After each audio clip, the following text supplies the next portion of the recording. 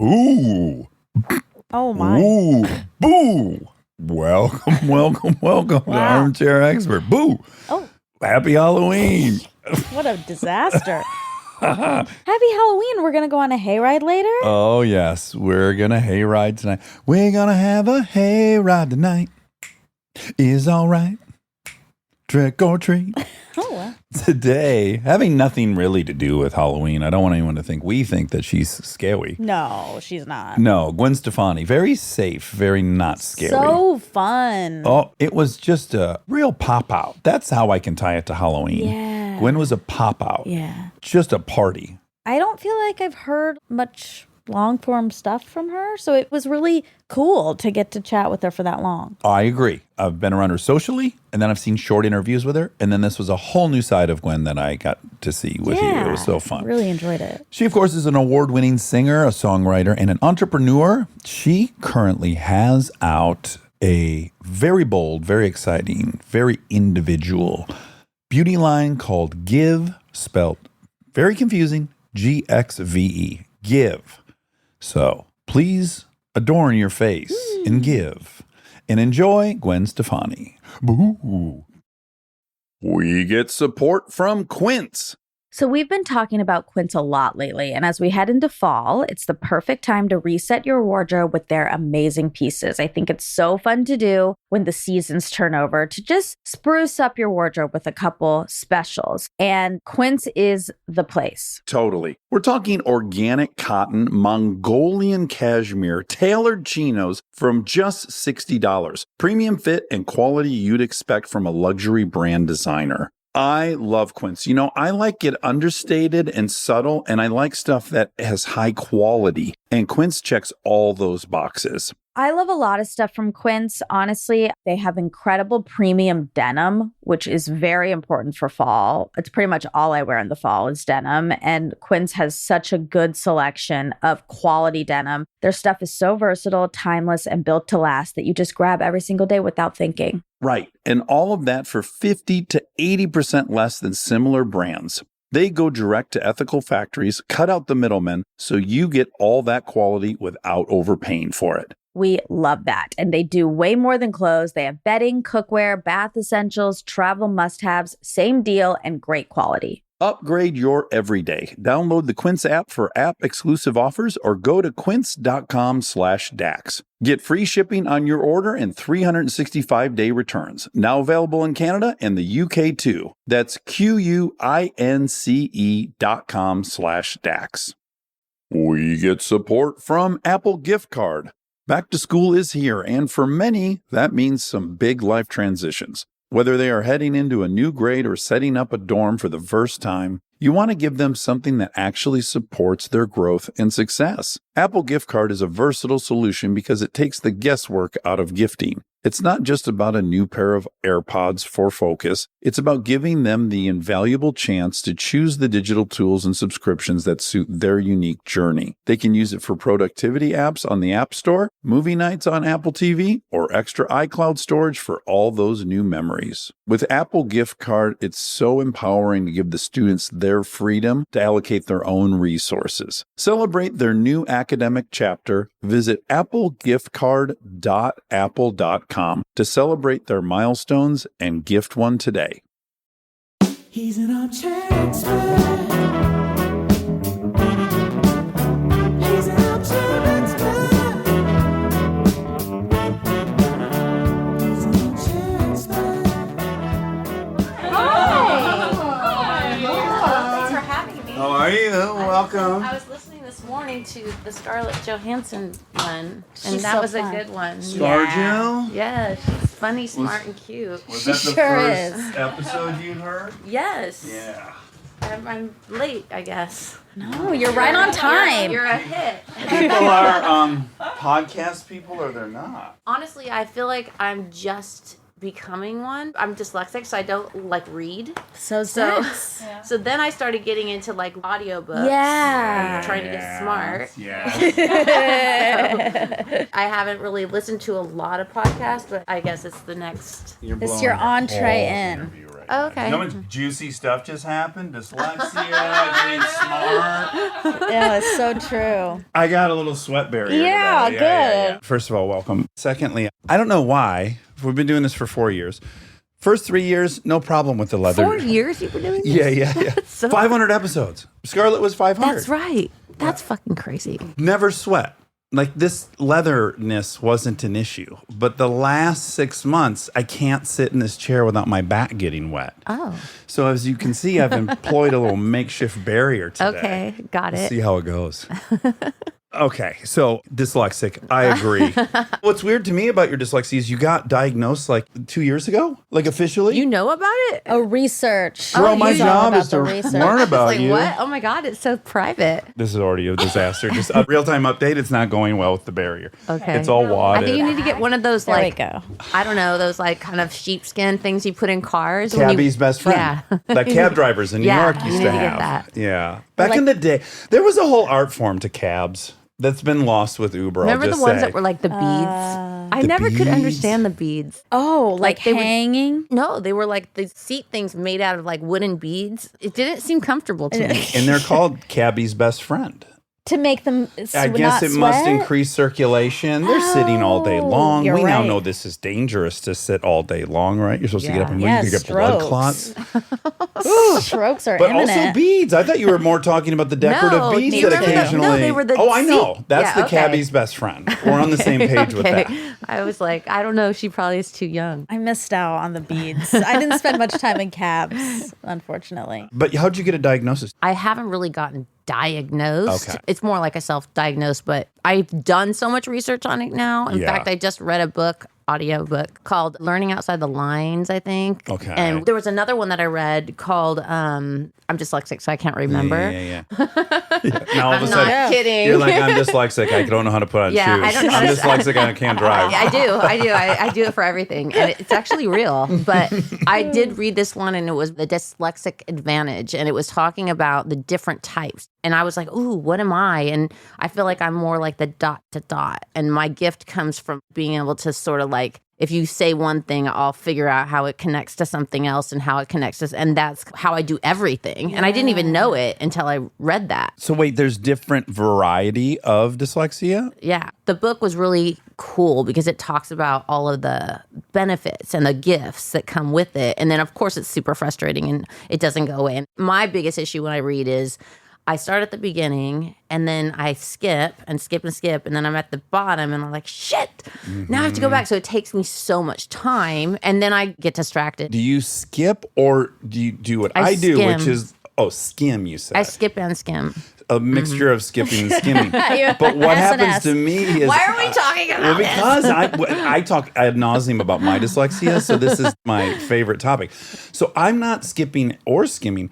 I'm reading, right? But I'm getting to that next paragraph, and I'm like, I don't didn't remember? get one item out of that. Is it My 'cause you're- eyes moved across the letters in a predictable pattern, and I looked at all the letters. Is it because you're starting to think about other things like drift, or you're reading it, but then it's just not sticking? The way I would explain it is there is one thing of just looking at the word and seeing it and going, that's the. Then there's a second layer that requires another gear for me to then internalize what all those symbols meant. Right. If that makes sense. Like I could be reading out loud to you and I could be pronouncing the words and stuff, but then there's this other version of me reading, which is actually like staring intently at each word for an extended period of time Yeah. to really know what I'm It's taking slow in. processing. So when somebody's talking to me or I'm reading something, the processing time is way longer. And so like I'll be way back over on a word that you said before and like Yeah. have this whole world around it.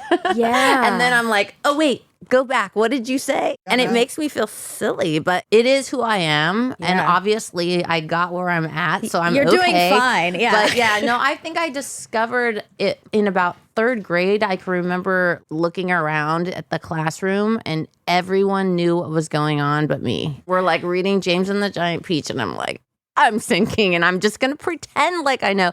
And I sort of faked my way through school. Or how about when the teacher's on the blackboard, right? And all the info that everyone's supposed to receive today is happening on that chalkboard.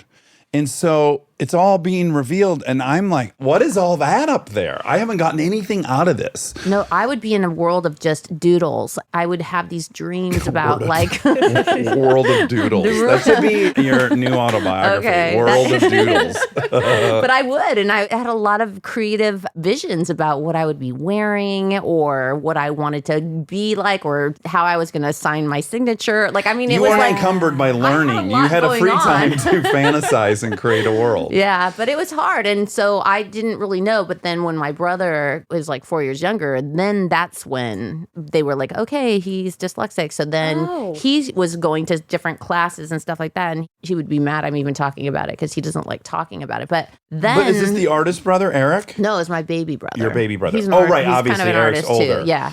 Okay, right. So I'm of the exact age it started. So I was funneled out of fourth grade, maybe, and put into special We're ed. talking about this. I haven't had an in-depth conversation publicly about it. People know it. And to the point where, like, if I would tweet something and they'd be like, oh my God, you spelled it wrong. And I'm like, of course I did. You know what I mean? Yeah. Can't spell. But no, I'll never be able to. Who needs spelling anyway? We have spell check and But go autocorrect. ahead. So you were saying that you were the one. I was like the guinea pig. They sent me to the learning disabled room with the other disabled kids. They were trying some techniques. I don't know that they really knew what they were doing. I Yeah. would feed these cards into a machine. There'd be a little outline of a cat on it, and it'd say cat. I'd put it in this machine, and it'd go, cat. And then I'd just sit there with a stack of these little things and slide them through the machine for a couple hours. I don't know if that worked, but I was going to ask you, do you have a superpower? Because I know what mine is from the dyslexia thing, which is I have a crazy auditory memory. Like if you tell me a story, well, you'll tell me a story today. It's inevitable. I'll bump into you in 4 or 5 years, and I'll pretty much remember that story. Because because the only info you and I got was verbal. I think that my memory is really bad. I erase what's happening as it's happening in my brain. So there's that. So I think that's actually a gift because it made me just keep going forward. You know what I mean? Yeah. But then at the same time, I can remember if someone shows me a picture of me and I'll be like, oh yeah, I know that outfit. I know exactly what my makeup was. I know who was there. I know by my interests. Like if I'm interested in the makeup or the hair or the look, I can remember an outfit or something like that, which is weird. And of course I can remember all my lyrics on stage. Yeah. But if I do a cover, that's trouble. a problem. Oh, interesting. Yeah. It takes me so long to learn a cover, yet if I write it, same with melody. If I'm working with a songwriter and they came up with the melody, it will take me forever to learn the melody. So it's slow being me, yet it's not. But I also think that my other gift that I think I have is being able to problem solve, like see worlds of things in this ... thing I was talking about. So that I think I'm good at. Then how did you do when you were acting, learning dialogue? Horrible. Yeah. I only acted for I had minutes. 3 lines and I almost died. And it was like Martin Scorsese and Leonardo DiCaprio. And I was like, oh my God. Was And it I Wolf of Wall Street? No, Aviator. Yeah. It was Jean Harlow. And the anxiety of just sitting there. I had the 3 lines taped all over my mirror. And I was just like, how are we going to do this? 3 lines is often harder than 40 lines. Yeah, and I really did want to do that. Yeah. And I had tried out for a lot of different things and I went through the process and I think that I could have gotten there. Once you memorize it, then I could do anything you wanted me to do. But the memorization would take so long that Getting it was it in like, there. was it really worth my life to do this? So I bet if you wrote the dialogue you were going to say, that you would have it like that. Because the things I've acted in that I wrote, I literally wrote them months 'Cause before, you and I lived didn't them, even need to look at it on the day. To the point of your own lyrics, your own melodies. Yeah, If you create them, they're kind of in you. yes. Yeah. Okay, so now my immediate next question is, what the fuck do you do on The Voice? Because don't you have to read cue cards Well, and this is weird. teleprompters? This is my nightmare, teleprompters. Yeah, teleprompters or speeches. I got like a D in speech in college. And people would be like, oh, but you're so this Outgoing. and that. Good at And, being like, in front of people. But it's like, it's different because when you read, it's intimidating for me. And I think it's more because of the processing, because I don't have any time to be like, okay, I'm going to ad lib in between here. But I got way better at it. On The Voice. Yeah, I have faith in God, right? You God love is my God is my watched God. a lot of interviews with you, and God okay. comes up in every one. God of is them. I your like God. this guy. Can I be honest about that really quick? Sidebar. Yeah. I was going reverse chronology. So I was reading newer interviews with you, And then I was going back in time and reading older ones. And I have to say, the cynic in me, I saw God a bunch. And I was like, does this have something to do with who she's married to? Like, he's a country man who's in church every day. Okay. And she got super into God through him. And then I went back in time. No. God's been on the front burner On the whole radar? time. He has. It's crazy because I feel blessed about that. But it's definitely one of those things where I remember I had gone through a really hard phase in my life, horrible time in my life. And I had just given birth to Apollo.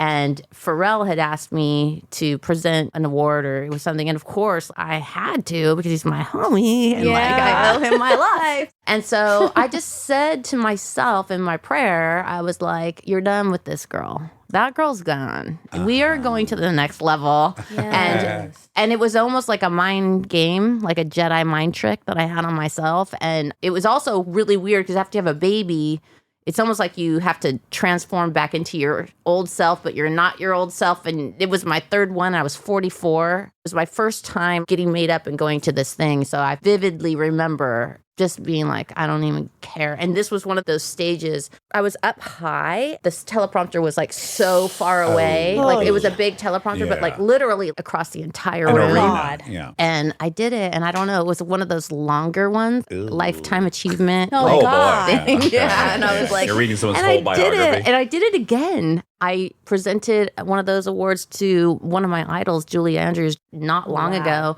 So much anxiety to do it.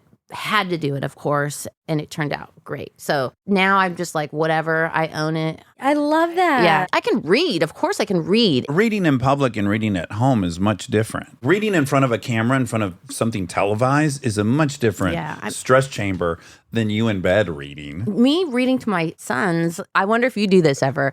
I'll read them and I'll be all animated and it will be amazing. And meanwhile, I've designed a dress like, or you know what I mean? I haven't even paid one attention to what the story is. I have no idea what I just read because I was thinking about something else. My new insecurity is they now read well enough. Oh. And I'm botching every like 8th or 9th word when I read, which was never an issue when they were 2 and 4. Yeah.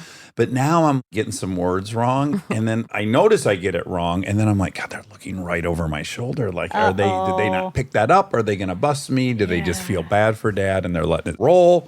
My 16-year-old will be like, Mom, let me just, Take over. Yeah.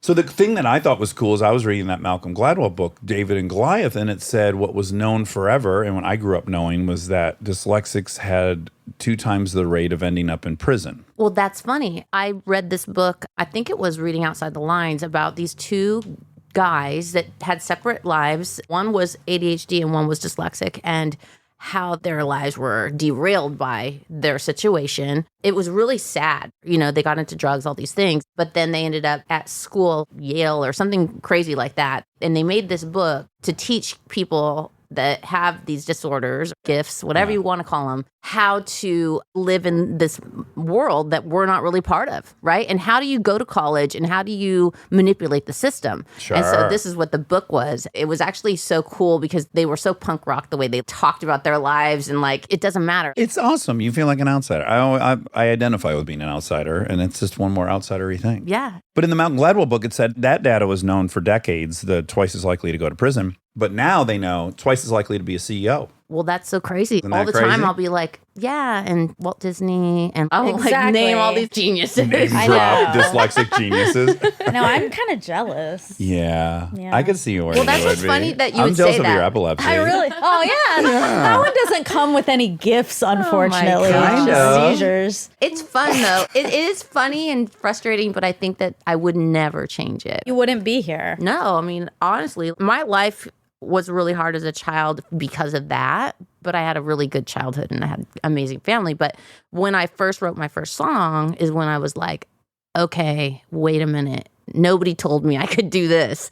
And it was suddenly I had my identity and I felt like I had a reason to live and be part of culture and participate. Gwen, I've been a professional writer for 20 years. The notion that I became a writer not only cracks me up, but fills me with the most amount of pride I could have. I wasn't supposed to do this. Well, top this one. Oh, hit me. I taught the whole world how to spell bananas. You and I sure can't did. Right. I think that's God's funny joke. Wow, on that me, is right? funny. Isn't that funny? How would you spell That's it? Well, let me think. Yeah, get into the lyric before it. Bananas. That's right. Bananas. Yeah. Ooh. If I put it to a rhyme like that. That's how we all No, know that's it. really cool. And it's been super fascinating just in this short time talking to you about it. I could talk about it all day long. Well, you and I will go out for tea and we'll go somewhere with a very simple menu and then we'll discuss it. But You're stupid. Oh, wait. First, I was like, what do you mean? Do you have a small palate? But now I see about we got to go reading somewhere the with menu. huge writing, Okay. very simple description, nothing flowery. I don't need you to walk me through the origin of this tea leaf. Just tell me it's black or green, whatever. Okay, the most important thing we're going to talk about today, Okay. for me, is that your fucking father, Dennis. When you say the F word with my dad's name, It's I feel like I'm in dangerous. trouble. Oh, Okay. wow. Is it Dennis? Dennis, yeah. Dennis was a gosh damn Yamaha You're doing everything. marketing executive. Oh, no.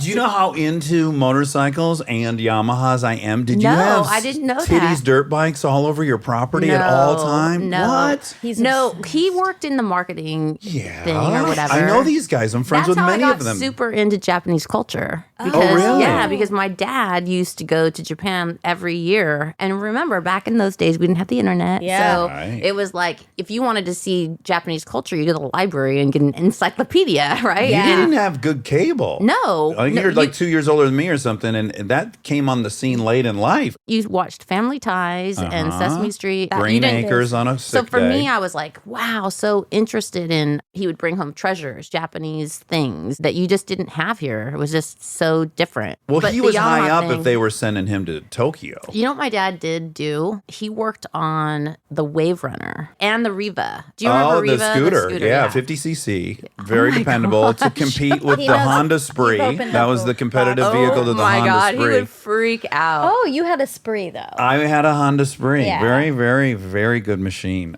But hey, the Riva was a nice unit as well. They're all good. That is so nerdy. Okay, your dad, he's an Italian stallion as well. Yeah. Right? Dennis Stefani. Oh. He was born in Michigan, Detroit. Oh, What? no. What? Oh, no. Oh no, is that like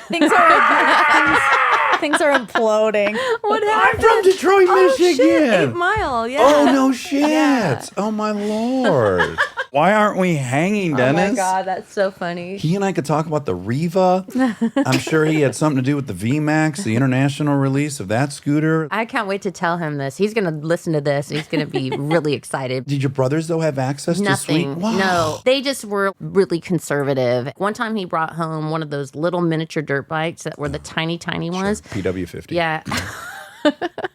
And we got to ride that at the school park. Once in a while, he would bring home like a motorcycle and wow, we would okay. just drive around the neighborhood or whatever, but it was kind of rare. I love this guy. He's Yeah. from Detroit. He ended up working at Yamaha. Yeah. He's going to Japan. This guy is an American hero. Japanese culture is such a part of your brand. For me, culture has just always been whatever. Now that you know my dyslexia situation, it's a dot-to-dot thing. So if I was in the mall, let's say, and I was working at the mall as a makeup artist back in the day when I was a kid, and in Anaheim, we had different cultures, but it was a lot of Hispanic culture, Asian culture. Run-of-the-mill honkies from Detroit. Yeah. Yeah. But rarely would you see Indian girls come through. But when they would come through there and they would be wearing their saris, I would lose my mind. Really? Yeah, because I was like, I never saw that before. And then when I met Tony Kanal, which is the bass player of No Doubt, he's Indian, Yeah. and I didn't know what he was. And I was like 17, 16. No, this is common. There wasn't a big community in Anaheim. Yeah. And I never went anywhere outside of Anaheim, not even LA. So I remember going to his house and there was little elephants everywhere. And I was like, what is that? And then that's how I got introduced to that culture from age 17 for like 7 years. His mom would come down the stairs with her red lipstick adorned with all this sparkle. And the opposite of my mom, you know what I mean? So Yeah. that I got really inspired by his culture as well. And even just Anaheim culture. Well, what I think you love is aesthetic, right? So every time you're seeing a new aesthetic, it's not unlike when you discover for other people Russian literature or anything exotic and exciting, visually, novel. It's stimulating. I'm obsessed with culture when it comes to the similarities and how similar we are. You know, after writing Don't Speak and going to like Israel and guys with machine guns looking in our van, and I'd never seen that before. And then the Yeah. guy sees me and goes, don't speak. And he starts singing the song. I was like, what? Like, we are all connected. Also ironic that a guy with a machine gun said, don't speak. Because they might just say that anyways. Well, it's- maybe he was about to say it anyways and realized, oh, fuck, I can sing this. Yeah, well, the thing is, you're probably right. God, that's No, scary. I'm just saying I'm very visual, so I'm very inspired by our differences and our similarities. And Yes. I love to blend it all up. We also grew up in a very vibrant time, right? The 80s is very day-glow orange and all these weird new colors and all of the movies we were watching. Did you love Valley Girl? Is that a movie of I yours? don't know if I really watched Valley Girl. Standout performance by Nicolas Cage in his youth. The best soundtrack of all time. Yeah, I know All the- New Wave. You know the Yeah. soundtrack? Well, that was the thing. Everything was booming at that time. Everybody was happy. They were at the mall. They were R.I.P. flirting. happiness. Every song was about being heartbroken in love. Or at least I was super into New Wave. I was so into New Wave. Who are your I mean, bands? You listen to K-Rock, right? Oh, because you were in Detroit. But did We they didn't have have K-Rock. K-Rock? No, Okay. no. So, because K-Rock was world famous and sort of like, you know. Even it made its way to Anaheim. But even like the first time I ever heard Prince was on K-Rock, which is weird because Little Red Corvette was played for the first time on K-Rock. First time No Doubt was played on K-Rock, but Oh, cool. God bless K-Rock. We tip our hat to you, K-Rock. it is funny because K-Rock actually did say, the programmer said it would take an act of God to play No Doubt on K-Rock, and we all know that I truly have The guy. a relationship You with that guy. have her So ear. he hooked us up. Wow. Since you did like blending all these cultures, how do you feel about this current place we're in? I think it's interesting that things have just changed so fast different. before my eyes. You know, just the way people see things is completely different. And for me, the biggest gift that I've ever been given is to be able to travel the world and to be able to 100%. see with my own eyes like what cultures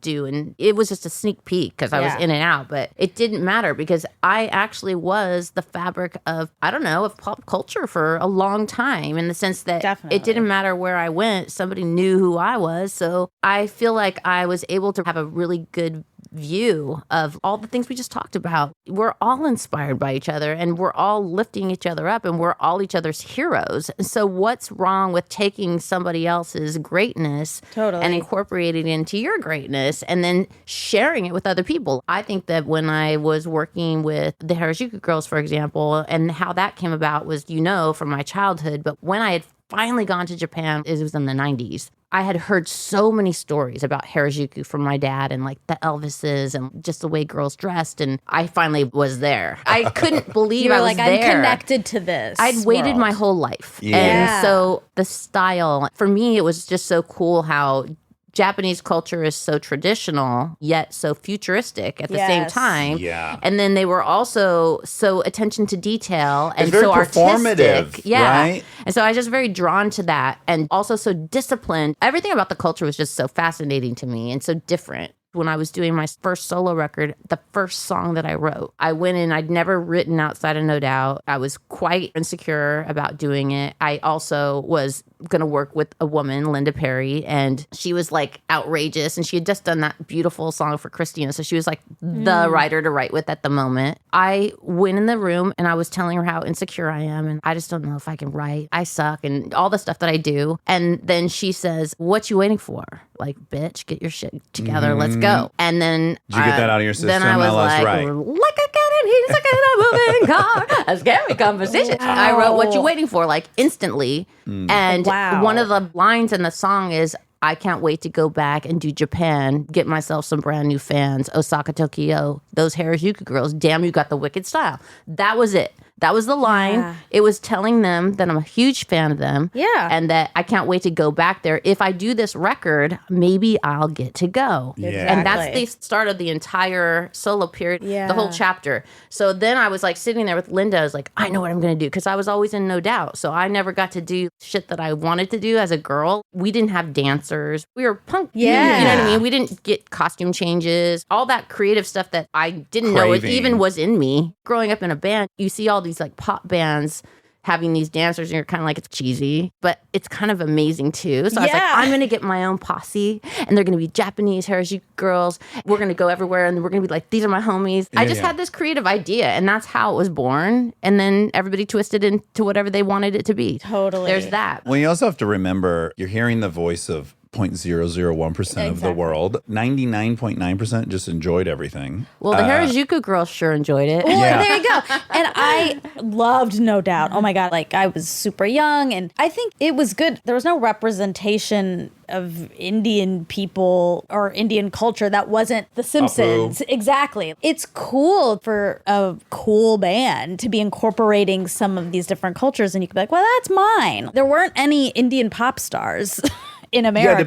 Yes, exactly. So you were like, bringing some of that. instead of it being done in a Coolness. comedic effect, it was done for a style iconic, cool. Respected. Yeah. The bass player was Indian. And by the way, that entire album was written because he broke my heart. You know what I'm saying? So like Indian boy. everybody Don't knew, ever date an Indian everybody boy. knew. If we learn one Everybody thing, knew the they story can't be behind trusted. that. So all of that part, the bindi, his mom gave me that. She went to Yeah. India and gave me that. So there's a story behind everything and a reason. And I would say all of it was just purely innocent admiration and being a fan. And also, I lived with my parents till I was like 26 years old because of my situation with school. It was just the way it was. I loved them. Like we just, it was Yeah. fine. I just lived there and I was doing the band and going to college. And Wow. yeah, so I was really late.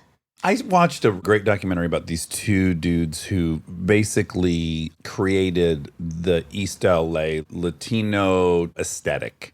One guy was a tattoo artist, clown, and the other guy did pinstriping on lowriders. I hope I got that right. Maybe one did a zine. It doesn't matter.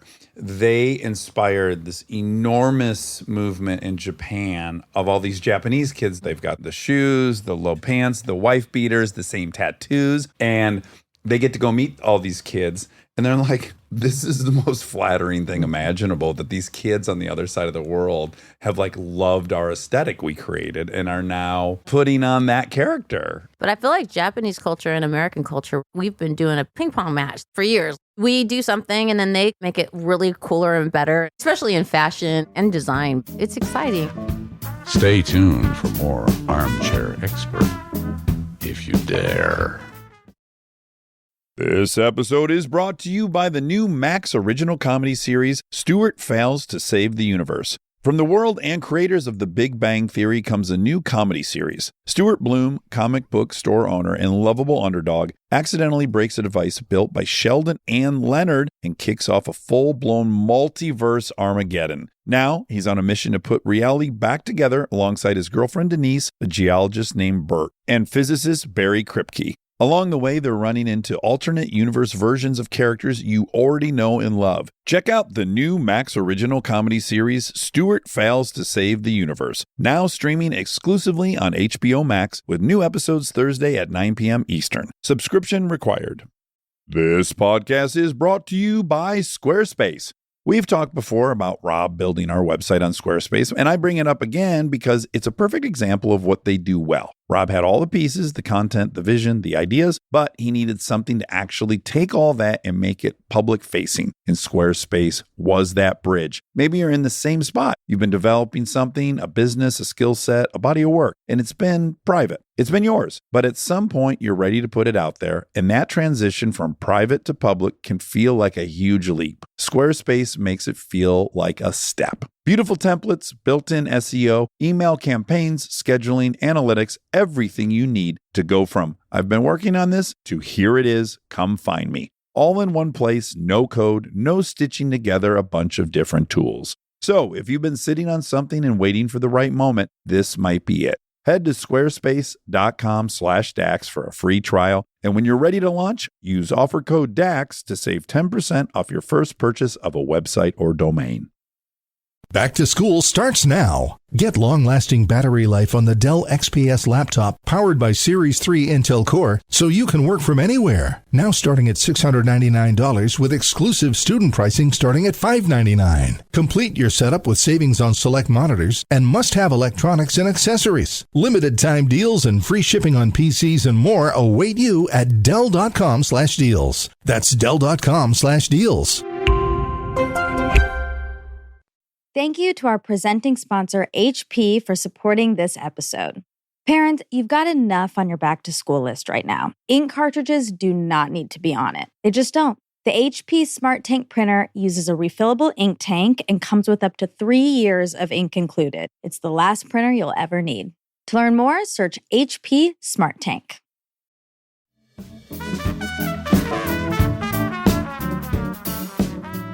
Okay, so what age are you when you joined No Doubt? I was 17, but I graduated at 17, so I was a senior. Oh, so you had the double whammy of being too young for your age and you can't read. Yeah. What a great start.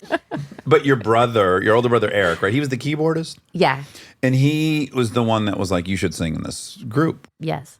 When did he leave No Doubt? So my brother, talk about The Simpsons, he was an animator for The Simpsons for 10 years. So when that show started, he was working on that show. While being in No Doubt? Yeah, my brother was like Wow. this super gifted child. He won every art contest. And my parents were really, I think, hard on him because he was just eccentric. He was just a weirdo, arty guy. And my dad was very much like, you got to get a job. You can't just do art. And then my brother was like, I want to go to Cal Arts. And then he ended up doing No Doubt. And then he just ended up getting the job with The Simpsons. So he never really went to college, but he did a little bit, community college. And then he went back to Cal Arts because he was like, I want to go there. But he didn't really go to school there. He just went there and like did his thing he wanted to do. Yeah. And then at that point, I think he was just done with No Doubt because he's such a pure artist that lives in another place in this world that we don't have know the access address. to. Yeah. So he was like, the idea of having to compromise with the band or the idea of having a label tell you we don't like this song, all of that kind of stuff. I think he was just done with that. Too sensitive for that, maybe? Mm-hmm. Yeah. At what stage did he leave the band? Were you guys already successful or was it just before you got huge? We had been together 9 years. The first album was like a signed album, but it was one of those things where we thought it came out and then we went on this like van tour across America. And when we would play, there would be like a local record store and we'd be playing at a shitty club and it wouldn't be in there. You couldn't go buy it then. Yeah. And so we were like, they don't think they Where put is it out. Like, gosh. did they not put it out? There was like a lot of struggle between that and the next album, which was Tragic Kingdom. Tragic Kingdom's the big one. You're on Interscope. Jimmy Iovine. Your brother's with the band still? Or Yes. He is. He is. So he did leave post He's in the massive pictures. success. Yeah. Well, no, not really. We were making that record over a very long period of time. So basically, one of the things they did was they said, we're going to buy you an 8-track recorder. I don't even know if they bought it for us, but Interscope. We're gonna I think recommend we you ended up, use- we're going to recommend that you use your band account to buy an 8-track recorder. Sell that shitty van you Yeah. have from touring and buy an 8-track. And you guys just need to write songs. And so my grandparents had a house right next to Disneyland, the Beacon Street house. That's where my dad grew up. And when my brother moved out of my parents' house, he moved to that house. And so that was the band house. And so then Adrian and Tom ended up moving into that house. And then we took the garage. And Where are the grandparents? In the basement? Where have you guys put them? They've passed. Okay, at this they're point. up Yeah, there this with him or her. Yeah, because my okay. brother at this point is college age. It was way after the start of the band. But we built a studio in the garage, and that's where we would just write the songs. And my brother lived there. My brother was the kind of guy that we would practice all day writing, and then we would leave, and then he would stay up all night, write Don't Speak. You know what I mean? Like, and then we'd come back and be like, wah, wah, we suck. We didn't. Eric's the talented one, and He's the John Legend, I Yeah. guess. Or, no, John Lennon. John Legend's also also John very Lennon. Yeah, he talented. is very could talented. be him, too, I guess. He could be both and of he them. plays piano. That's actually better than John Lennon. yeah. Okay, accidentally got it right. But he quit right before the album came out. Okay, so he Yeah. wrote a lot of that album? He wrote some of it. I wrote a lot of it. Okay. Because when my brother quit, Tony quit me at the same time. Oh, no. And that's why God decided to say, guess what? You don't know this, but you can write songs. And then I wrote one and I was like, holy shit. I feel like I might have lit a fire inside of my heart right now. But hold on, because this is something incredible that happens in your history, which is you're in this band for 9 years, whatever. You're playing at record stores. There's no record for sale. Then your brother quits. That's a huge source of security within this band. And then Tony, this evil Indian boy. No, ever oh my God, date an stop. Indian boy. He hates They're Indian all people. evil. Dax does. This is the Hassaminages of the world. So he breaks up with you. So now you don't have a brother, and now you have to work with your ex-boyfriend. And right at that moment, you think you're going on tour for like a month or two. You take a semester off school, and then that turns into a 2.5-year tour. Yep. That's bonkers. Yeah. So Entering into that tour with all this instability and a heartbreak and your brother's not there, how long does that suck? When does it level off? Was any of that 2.5 years enjoyable? What was that chunk like? It was really hard and everything was long. From finishing the album to doing the first video, which was Just a Girl. And I remember we basically shot the video. I feel like we went straight to the airport and we didn't come home for 2.5 years. Whoa. I love you saying Yeah. you left and then you came home and you were a millionaire. Oh my God. I did. Wow. I had $2,000, I think. When you got on the plane. There was no hair, makeup. I had my clothes that I had. We all did. And trust me,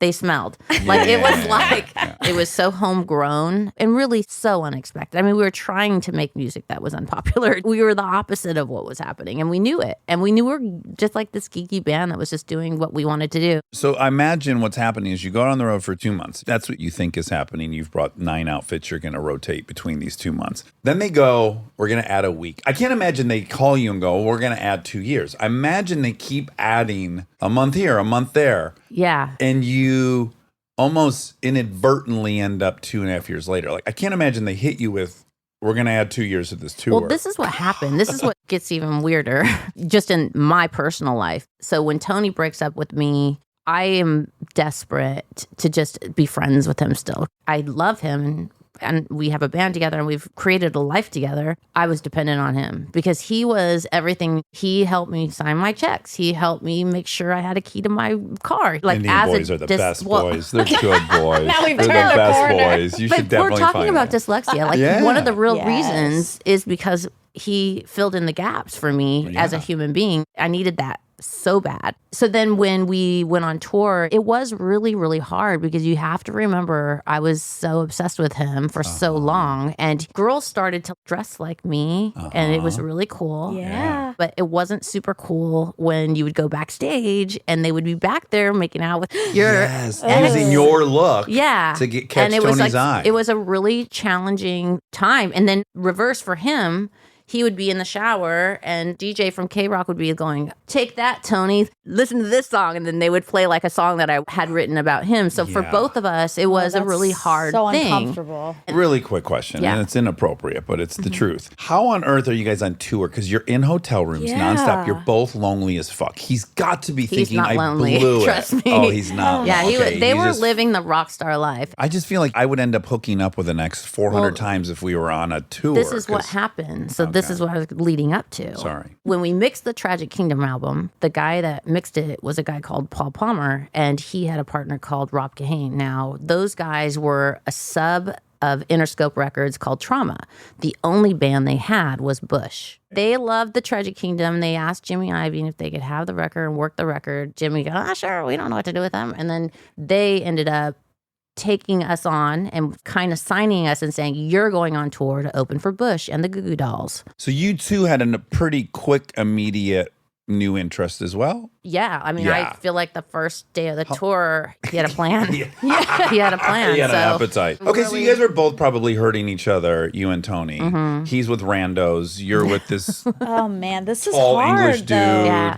right? Everyone's getting hurt. It was everyone was really hurt. How long is everyone just hurting before it dissipates enough that now you're just on the road and you can kind of enjoy it together? at Well, all? there was a lot of other drama. I mean, the band would say too, and we made a video about it. Don't speak. Then my star started getting like because I was it was You're my way hotter than story. the rest of them, Well, it yeah. wasn't that. I think it was the story that people were connecting to, the Yes. lyric. I which didn't mean is- to diminish. yeah, I was just no. a joke. You have a lot of value other than being much hotter than those guys. You know You're what? also writing better Please songs. tell me I'm hot. Yeah, I love you're it. a smoke show. Yeah.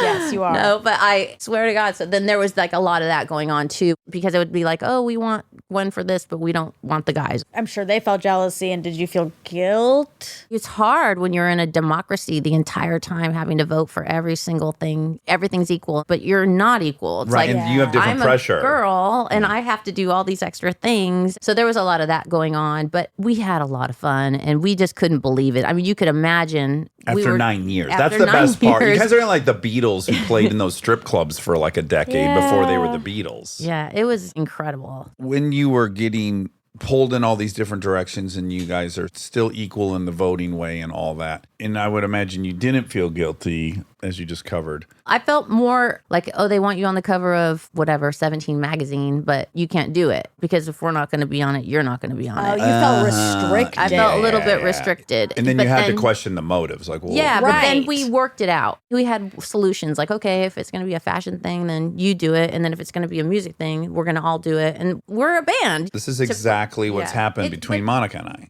What? Yeah, she's an ambassador and like a model for this cool suit company. No one's asking me to do any of that shit. Yeah, right. The people, That's such a her lie. followers are like, they're super fans and they just get through me. And like, it's all happened here. Such a lie. Everyone's dying to. Yeah, Capriati's wants to do something with a sandwich place. Oh my God, they're on your ass now too? With you. Oh, I You didn't have hear about just- the you have Capriati's sandwiches. offer. You have sandwiches. Okay. I'll take fashion. How fashionable. Okay, but you guys stay together for a few more albums now? Yeah, we were still together. We're on a hiatus, I guess you call it. We haven't So- done anything for a while. In this crazy adjustment period, does it level off at some point? Does everyone get used to the roles and used to the different amounts of attention? I think so. We were all really good friends and we all had a blast. And I think we all had our different roles that we played to make it work. And I think mine was the creative songwriting, the vision of what's the stage going to look like and the screens and all that kind of stuff. I love that. Yeah. You know, Tony was more, are we getting ripped off? Kind of like the manager. Yeah. Are we You know getting what I ripped off? That's That the would be Dax me, role, yeah. That album then sold 16 million copies. That's so gigantic now. It was huge. You were kind of the last chapter of when people were selling 16 million albums. It's true. In fact, when I went on to do the solo period, which was totally unexpected, we were taking our first little break because we'd never taken a break. Because once we were swimming, we had to keep Yeah. swimming. And Yeah. I think Adrian at the time, he had gotten married and was having his first baby. And it was a lot. You know, it was Yeah. time to take a break. And I don't know where it came from. That guy, again, we're Sure, talking. sure. You know And damn well where that came from. Yeah. So I was sort of like, I just had this light bulb moment where I was going to do a dance record and I wanted to do almost like a joke of all the pop music that I listened to in high school. Yeah. Outside of like the ska and all the stuff that I was into, but it was the backdrop of my life, you know? So I wanted to do a dance record like that for fun. And between the first solo record and the second one, the landscape of the industry was completely Yeah, changed. between 95 and 2004. Yeah. Your solo is 2004, Tragic Kingdom was 95. Yeah, you couldn't sell even the first solo to the next. And they Right. were back to back. And I had one of my biggest hits on the second one. I couldn't sell because people were stealing songs. Like it was just Napster era. Yeah, it got all Yeah. crazy. Yeah. So You it, were the first person, though, to ever sell 1 million downloads. me and Pharrell, yeah. You and Wow. Pharrell. Yeah, for Hollaback Girl. Yeah. I know that one. I ain't no holla back girl. I didn't know I know banana. that Can you one. spell it? I ain't no HULE BACKGIRL. Pretty good. Do you spell that one at any point in the Pretty song? good. Ain't no capital H Oh my O God, double you hockey just sticks listen to ER. this. So one time I was on tour. You're going to relate to this because I get so panicky when someone asks me to spell something. And I had written this song called Serious and it was SERIOUS, right? And it spells it out. Is that how you spell it? I think. Yes, Okay, that okay, is yeah. exactly I got nervous right. just listening. I'm like, And do you leave an eye out? I feel like Yeah. there might be an eye in there. You said she said it. She said it. It's right. We were doing that song and I had gotten pregnant right before my first ever solo tour. And so I had the dancers, like was everything that I'd never done before, Yeah. new band, everything. And I was so sick, wanting to vomit. And Yeah, just, morning Yeah, sickness. morning sickness that every time that song would come on, I would have to do that song. I would get sick. Like it was like Pavlovian. instead of like, you know, someone eats meat and they want to throw up, I was like, that song would make me want to throw up. Weird. Because I was so insecure about it. One of my very favorite Yeah, you songs. keep putting spelling songs in your repertoire. I don't How know weird. why. We find ways to explore our Fit in. trauma. You're To fit right. in. We act out our trauma. We try to pretend like we actually know what we're doing. Exactly. One of my favorite songs is GLOUS. Fergie. See, I can't spell it though. Taking first class up in. You must love that song, right? Okay. It's a gangster song. Okay, you're gonna freak out. So that song, me and Tony wrote a song called "Luxurious." I've heard it. Okay. Yes, you sample. Hold on one second. You just pipe down while I think of who you sampled because it was a good You sample. stay quiet over there. It's a good sample. But we actually wrote the song without the sample and put the sample on afterward, which Okay, is so really the weird. sample has nothing to do with this. But, Okay. but anyways, it wasn't about the sample. It was about the fact that when Jimmy wanted to do a remake, and I think Ludacris did a remake of it, and it was that song. It was glamorous. We said, no, we're not going to do it. They ended up giving it to Fergie, and that became glamorous. And that That's was a great song. Why didn't Tony hit. like it? It wasn't Tony didn't like it. I mean, I think we just both were like, Eh. I don't know. It was one of those really bad decisions that we made. Like, what were we thinking? And I regret it so bad. But obviously, Glamorous turned out to be awesome for Well, Fergie. hold on. So the whole song There's was too written many when it came to you spelling. because. GLAM. Yeah, but then she goes, I got money in the bank and I'd really like to thank all my fans. I'd like to thank. There's one song, though, about her being in a Mustang. I just, that has to be her, right? Driving around an 80s Mustang? That didn't get written for her. No, did no, it? no. It wasn't the lyrics. It wasn't the okay. lyrics. It was the song, the track. Just the track. They had done like a remix of Luxurious, and then that track turned into Glamorous. Wow. So, yeah. Okay. Can we remember who we sampled for Luxurious, though?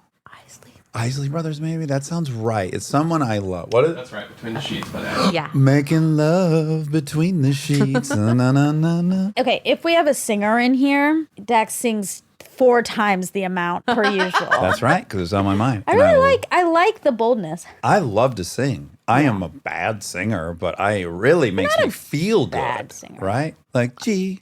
When you're spelling it out, I feel good. I feel sassy, like I'm a sexy woman up drinking champagne. Okay. When was that moment for you where you were like, I like this? I always liked singing. I was like the kid that was in the back of the car. I knew the words to every song on the radio. I just liked to sing, but I didn't think I was a really good singer or anything like that. But I would listen to like the Annie soundtrack or Sound of Music and sing along. And it wasn't until my brother, he would play piano and be like, come on, come sing. And he would kind of make me Yeah. sing. And so Wow. it was not a dream of mine at all, except I did once we were in the band. I was like, I know that if somebody let me, I could do jingles for like Kentucky Fried Chicken or like any. Yeah, like, yeah. I knew that if I could get into that world, Yeah, you Yeah. I crush. could do it. Yeah. Yeah. Your story's a tiny bit like Billie Eilish. Oh, is it? Well, with the brother Oh, yeah, that's producing the true. songs and going like, get your ass in here and sing. Having a cheerleader is so sweet. Do you think you find your way to this without your older brother Oh my God, encouraging? no way. Older Have you brother. given him half your money just as a thank you? He left. He could have been there the whole time. He knows I love him. Try to cash that. Okay, we're going to jump to the voice. So funny. We're going to first say, I love the Defiant one so much. That's one of my favorite docs. The one with Jimmy Jimmy Iovine. Iovine and Dr. Dre. Yeah. It made me feel super cool that I was in it. Fuck yeah. It's a cool dog, yeah. Yeah. You are because you're in it. I had the same thing. I was watching it and I was like, oh, I think I said this on here. I haven't accomplished one thing. I'm a fucking loser. Like, look at these people who are actually creative volcanoes and giants. It made me feel so small and worthless and less than. But then which it is makes you feel great. inspired Yeah. too. But Although I think it would have happened for me by now. If I was going to have that level of genius like Dr. Dre, you're on fire right now. This podcast is killing it. Also singing. You could be the next oh my Gwen God, Stefani. would you want to collab with me? What do they call it when you invite someone in hip hop onto your album to like blow them up, to give them a little leg up? There's a cool term for See, it. I'm not that cool. I need you to do that for me. I need you to like invite me in and I'll have a coming out. I feel like I'm past the whole hip hop record I'm gonna make too. Guys, never say never. I was dating a gal who was a singer. You've worked with her. We'll cut it out. And I had these totally arrogant fantasies that I might be able to write a song for her in the way that Dr. Seuss wrote Boy Named Sue for Johnny Cash. Not like I could write some really cool hip hop track, but that I could write something clever. Got it. In a Dr. Seuss way, Boy Named Yeah. Sue. Do you know that song, Boy Named Sue? Yeah. Okay, wonderful. Yeah, I think so. Will you sing it for me? Yeah, I would love to.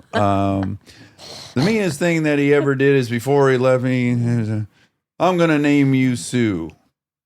Oh, Yeah. man, I know the whole thing. And back to your teleprompter thing. yeah. I'm having total anxiety I'm about it. sorry. I do know that it's like a very character song. And he gets to meet his It's old like his daddy. storytelling. Yeah. Yeah, and he finally he's at a bar one night and he sees the old mangy dog that named him Sue. And he's finally going to kill him. That's his plan. And then they have this epic fight. And he says, I know you want to kill me and you got the right. blah, blah, blah. Try not to get too frustrated. We can edit. No, I'm editing it. Doesn't matter. It was funny and clever and offbeat, but it made its way into a country legends repertoire. And I did have these really arrogant fantasies that I could write something like super Dr. Seuss-y. She was so talented. I watched her write some stuff right in front of my face because I'm not a writer like that. Like I have to do my dot to dot, take my time, research. I wrote this song called Underneath It All. I remember the day before we were going to go work with Dave Stewart from Eurythmics. And at that time, it was like, I was walking through the park in London and I was like, what am I going to do? Like, I have to write a song with him tomorrow. Like, what is it going to be about? The line, "You're lovely underneath it all," just popped in my brain. And I was like, okay, that's going to be good. And then when I got there and he had these strings he had worked on, this like whole reggae thing, and I literally, like, it just happened really like fast. Jay-Z off the dome. Yeah. But it's like I'm not like a rapper. Like I've gone in so many sessions where these guys will literally go, I got it. They just go to the mic and then like this whole like song comes out of their mouth and you're like, what? And it rhymes and it's clever. And there's references to movies from 20. Yes. And a lot of songwriters that you go in sessions, they'll say that a lot of people will do this. They'll pretend that they didn't do any pre-production. Of course. And then they'll come in and be like, what about, and then they'll throw out these like lines that are so clever and everyone's like, oh, you just thought of that? Yeah. I'm suspicious that a lot of it is that. I like to believe Jay-Z really does it. No, 'cause I he's think my that a Superman. lot of rappers do it. They channel their soul. Okay, I have two more questions before we talk about makeup. I love this story. Your kids love Pharrell. They love Happy. Who doesn't? So weird. I looked at that video last night. You did? I had a video of my two little babies when they were at the time. Now they're huge. And it's Kingston. And he made me film this for Pharrell. And he's like, Mom, press play. And he's like, Pharrell, this is for you. Oh my God. And then it's him and they're doing this dance in the kitchen. It's like, I almost sent it to my 16-year-old to go, look at how embarrassing this was that you sent this to him. And that was after I hadn't seen Pharrell in like a long time. And he had just come back and had those 3 huge hits. Yeah. When everyone had already signed him off as like done. Oh, I love that. Yeah. This could be our trial duet. Clap along if you feel. It's all right. Right? I don't know the lyrics. If you feel like a room without a roof. Da-na-na. Yeah. Clap along. That's all we need. Okay, you ready? 3, 7, 8, 9. Clap along if you That was a weird harmony. Yeah. All right, that didn't go well. So I'm not going to be on your next album. That's okay. I'll live with that. Okay, you reach out to him, and then he says, come to Coachella tomorrow virtually, right? Yeah. And you go, fuck it. You didn't want to. You just had a third kid. You're like, I don't want to go to Coachella. You force yourself to go to Coachella. And then 1 second later, you get offered The Voice, which maybe you wouldn't have done. But then you see, oh, Pharrell's on it. And then that leads to The Voice. Yeah. God, right? That's It for really you. was. That's God. Well, it was. And I want to say, even Pharrell, he's said a few things to me that have been very spiritual. One of the things he said to me, and it made a huge impact, I was talking about spirituality and just my lifelong relationship with God. And how I look back and I think, how can I, out of that weird little nobody girl, dyslexic from Anaheim, be this person that gets to have this much access to people? That doesn't make sense. If people knew who I really was, none of these ideas are mine. And I just know that I'm just channeling whatever I'm supposed to be doing here. So just keep it coming. You know what I mean? Yeah. And so I remember saying to Pharrell, I was going through some really tough things at that point, and we were talking about all of that. And he said, yeah, Gwen, all you have to do is open your eyes and you will see. And I was like, what does that mean? When I started really looking for the connection to other people that were kind of in the same zone as I was, in the same beliefs, you would see it in them. And it was very inspiring. I know I'm kind of talking out of the lines, like you can't really hear what I'm trying to say because I don't really know exactly how to put it. Jay-Z said it best. Real recognize real, and you're looking familiar. You could see it in other people. Yes. Oh my God, that's I put my right. hand on my heart. It means I feel you. That's exactly what I was trying to say, Jay-Z. Right? Thank you. Yeah. Yes. And maybe he came up with that off the dome. Maybe he wrote it down. We'll never know. Maybe a team of people. Listen, you say this a lot. I wrote down something, in fact, that you said. I don't know how I feel about it, okay? This is a quote from the New York Times. You just said it, and then I had written down something different, but in the same vein that you had said in 2016 in the New York Times. Extraordinary things have happened to a not extraordinary person, like a regular person, and it keeps blowing my mind. I want to know...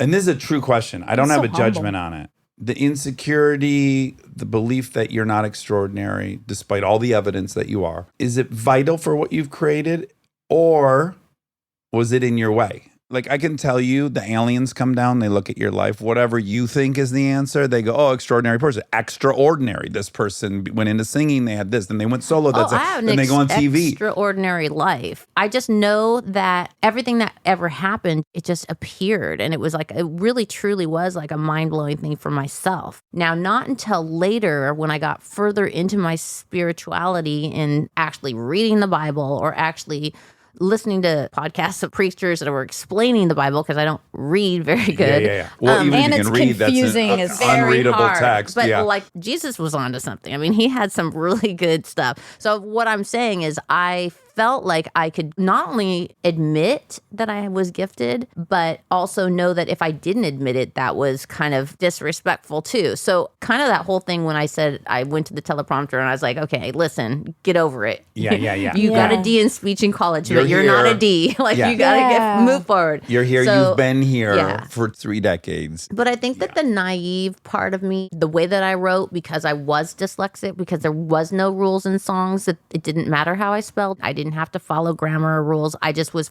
following my truth, my heart, my story. And every time that I kept being me, which was like, okay, I'm just going to wear this because I don't like my legs or whatever it was. Yeah. Ended up being the reason why I am the success that I am. Yeah. So I have learned that as an older person that yes. Yeah, there's one part of me that goes, no, it's exactly your lack of belief in yourself that has actually been so appealing to everyone that loves you, and your owning of the insecurities and your honesty and authenticity is what has made you successful. That's one angle. I can buy into that. Another angle might be, wow, had I acknowledged and absolutely believed I was capable of all this, would you have been even more prolific? Would you have been Prince? That's the two things I question. I don't know. Does that make sense as a question? Did you hold yourself back because you had limiting thoughts of yourself? I don't know. I think that there was a certain point where maybe feeling like I had to please everyone all the time might have helped me back, staying in certain things or working with certain people or managers or whatever it is. Yeah. But at the same time, like I said, I've always been kind of late to the party with all of these things because I didn't know until I knew.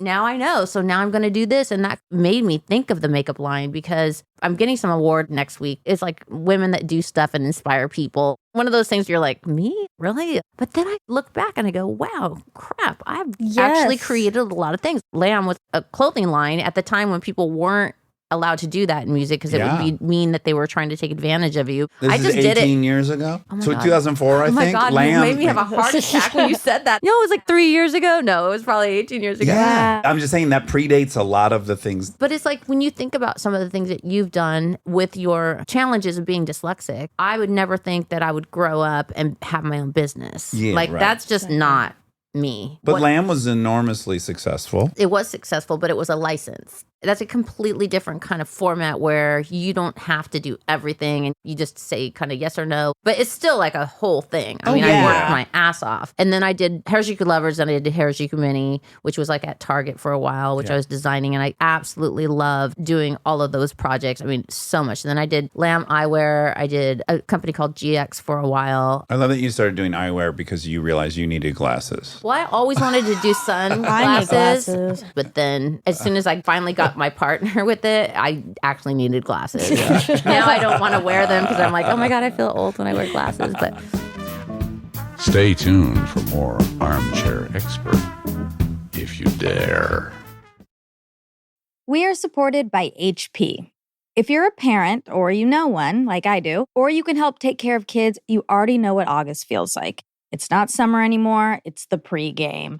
The supplies list, the forms, the we need this printed by tomorrow texts that come in at 9 p.m. And I say this as someone who's been on the receiving end of those texts in a former life. You're ready to help, and then the printer says no, out of ink, blinking at you, useless. It's such a small thing, but it will absolutely derail your night. So when I heard about the HP Smart Tank printer from HP, America's most trusted printer brand, I thought this is the kind of thing that actually makes life easier, not in a big flashy way, in a one less crisis way. Instead of those little cartridges that run out the second you need them, the HP Smart Tank uses refillable ink tanks, and it comes with up to 3 years of ink included. 3 years. That's 3 back-to-school seasons without the cartridge panic. HP can't fill out the forms for you, but they can make sure the printer is never the reason you're up past midnight. Search HP Smart Tank.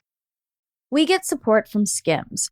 Oh man, do I love Skims. I've been living in the Skims lightweight cotton collection all summer, and I have to tell you, getting dressed has become so easy. I just throw it on. It just feels right immediately, whether I'm grabbing coffee or I'm on the couch all day or I'm out, even going to dinner. The cotton is so lightweight and breathable, which in this heat is a non-negotiable. The cotton jersey t-shirt, I just need everyone to know about this one. This one hugs in all the right places. It's very soft and it still looks and fits the same after months of washing, which is very hard to do, I feel, with t-shirts. I've been wearing the black cotton jersey t-shirt with basically everything all summer long. It goes great with any patterned skirt or shorts or pants. I mean, anything truly. I believe that's probably my favorite piece from the cotton collection, but they also have great lightweight cotton thongs that are so comfortable and they're cute. That is a very, very hard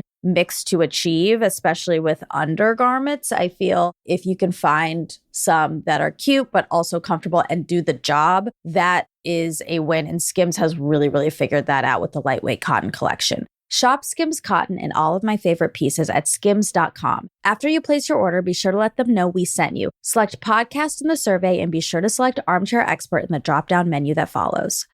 This episode is supported by Helix. So I've had my Helix mattress for a few years now, and I still love it just as much as the first night. That says a lot because a good night's sleep is very important to me. Sleep is everything. And what's great about Helix is that it's not a guessing game with finding the right mattress because they have over 20 models, so you can find the one that actually fits how you sleep. And with that summer heat upon us, Helix has cooling upgrades that can get you the best rest even on hot nights. I have a Helix Midnight Luxe mattress. I really like the level of firmness it has, but that might not be right for you. They have so many options and you just go take the quiz and it is perfectly matched for your needs, which is incredible. I also highly, highly recommend the cooling upgrade, especially in the summer. It makes your sleep so much better. If you're still tossing and turning on a mattress that's not working for you, just trust us on this one. Go to helixsleep.com/armchair for 20% off site-wide. That's helixsleep.com/armchair for 20% off site-wide. helixsleep.com/armchair. This episode is sponsored by BetterHelp. You've heard us talk about BetterHelp for a while, but I don't know that we've ever talked about how much people love this service when they use it. BetterHelp has an average live therapy session rating of 4.9 out of 5 based on over 1.7 million client session reviews. And you can check out the reviews yourself at betterhelp.com/reviews to see how much they love BetterHelp. Knowing that kind of service feedback from real people speaks for itself. I'm a huge proponent of therapy, as we've talked about before. I've learned so many things about myself that I believe truly only an outside, objective person could help me come to. BetterHelp makes it easy to get started. Answer a few questions, get matched with a therapist based on your needs, and switch therapists at any time if it's not the right fit. See the reviews, see what stands out, and see if BetterHelp is right for you. Visit betterhelp.com/Dax. That's betterhelp.com/Dax.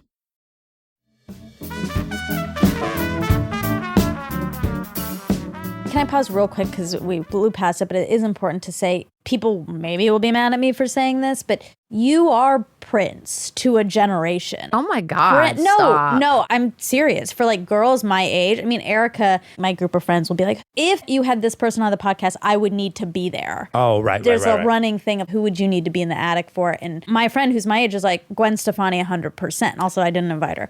But Oh, Brie. also Brie. So my girlfriend of 9 years, and this actually dovetails beautifully into your makeup because I think you appealed to a very specific girl. So Brie, unbelievably beautiful. Monica just met her for the first time last Sunday gorgeous. at Houston. So was running. Erica. So was Erica. But Brie was drawn to the punk rock aesthetic. She wanted makeup the way I wanted a mohawk. I wanted to distract you from my face, which I didn't like.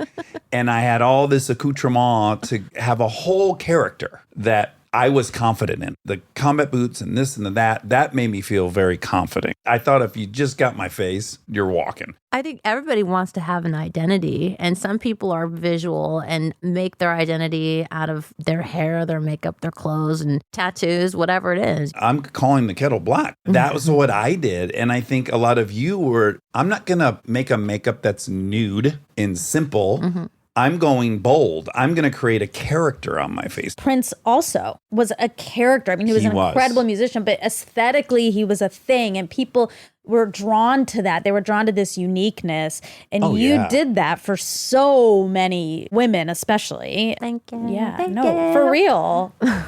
Well, honestly, like we were talking earlier, it was what it was. I didn't try. I was just doing. That's why it I was, worked. and I didn't know that anyone was going to see it or do that. But when they did, and when I tasted the blood, I was like fuel. I mean, it was like, you like it? Okay. I'm a people pleaser. Yeah. I'm an entertainer. Can you relate to the thing I'm talking about? That like, I'm going to present to you a whole character. It's going to have very interesting clothes, and you're going to be a little distracted by this crazy outfit I've put on. I feel like mine was a little more about being inspired all the time. I don't know why. I didn't want to shop at the mall. I wanted to shop at the thrift store. Because when I would watch old movies, I like those clothes and I like that makeup. And I like to look at pictures of my mom from the 60s, and that looked cool to me. Like what we're doing now didn't seem cool to me. It wasn't even like I had a group of friends that we were all doing this. Like it was literally me going to the thrift store by myself, just knowing that one of my gifts was I could x-ray the room and find the greatest things in that room and bring it home, and then I would tear it apart and I would sew it back together, and I would walk out of the house and go,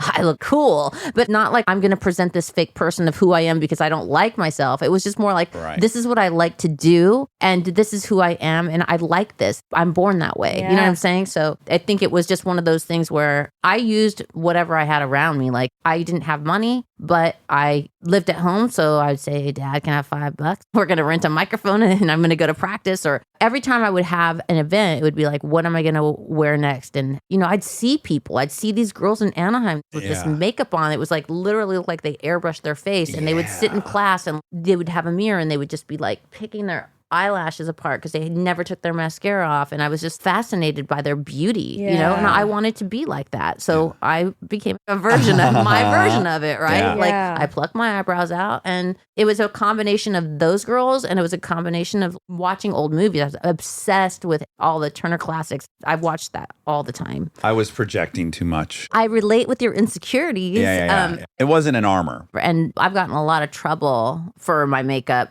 And I still do. Like, why are you wearing a mask? What's underneath there? What are you trying to hide? Oh, you're just going to school pickup. Why are you wearing that makeup? That's disgusting. Like, who are you? You know, we all read these things about ourselves. Since I was a little girl, I was obsessed with makeup. First of all, tell me how to pronounce it, because again, we already went over this. Give. GXVE, give. Yeah. Okay, great, give. But let the listener know, give is spelled GXVE. Yeah. That's because when I was in high school, I started signing my name all the time GX, like G with a kiss. Oh. So I actually did have a line called GX for a while. And so then when I was trying to come up with a brand name, it's really hard these days. We just came up with Give, because with makeup, what I always say is when I was working at the makeup counter back in the day, and I wanted to be one of those girls so bad. And I finally got to, and I was at this really like dollar mall where nobody bought expensive makeup, but I was on the expensive makeup brand that nobody bought. But people would come in and be like, I want a makeover because I'm going out tonight and I want a free sample. I would do makeup for people, and I loved it. I don't know why I was good at it. No one told me how to do it. I didn't take a class,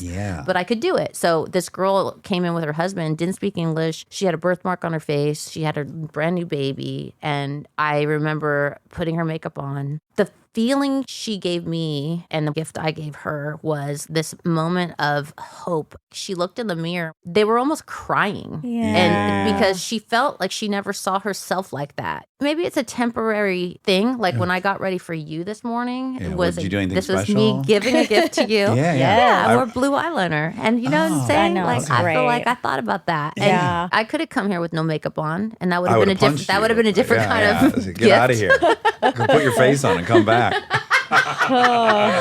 Love you. You are hilarious. Yeah, it is a gift. It to is. show someone what they can be. Yeah, and also I don't put my makeup on and sit and stare at myself all day long. I did it for you guys. I think the beauty community has been just so cool in the last 10 years since we have online. And the thing that I love most about being creative and creating something and putting it out there, whether it's music or designing something, when people get a hold of that, your identity, and they make it their identity. This is what we've been talking about all Yeah, day. yeah, exactly. Like I designed these handbags back in the day for La Sports Sec, and it was right when Lamb came out, and they were these black and white bags, and literally couldn't walk down the street in New York without seeing one. It was so incredible. Yeah. But they would own it like it was their idea. It was such an incredible thing. It's just like the music or like these girls dressing up. So with makeup, the difference is that I'm creating all these different products, and when people get their hands on it, it's really fun to see what they do with it. I have this community now of makeup lovers that are equally as obsessed with it as I am. And they're doing stuff with the makeup that I wouldn't do. And of course, they're them. So it's just really a fun But I do thing. think yours is different than all the other ones I'm hearing about because everything is like you don't see it, it's nude. But yours is specifically and explicitly bold, which I think is cool. It seems like that's a hole in the market. I think that there's trends on makeup and what's popular, and everybody wears whatever they're comfortable with. Sometimes they push and they didn't know they would be comfortable on red lipstick. But I think the thing behind mine was it had to be clean, and I didn't go out to make a clean line when I started this 4 years ago because I didn't really care. I want to make really good makeup that I can wear that I want to wear. And as I got into it, I started realizing some of the dangers that are out there. And I didn't know. I was ignorant. But then I was like, of course, yes, now it has to be clean. And that is a huge challenge to make a bold, clean line because pigments and natural paints and things that you use, it's hard. Like it's hard because there's a lot of things that you can't use to make it bold. That has been a challenge, but a fun challenge. And I just feel like me doing a makeup line at this point in my 50s, I just said that out loud. I think girl. it's one of Like those it. Class things. of 87. Ooh, ooh.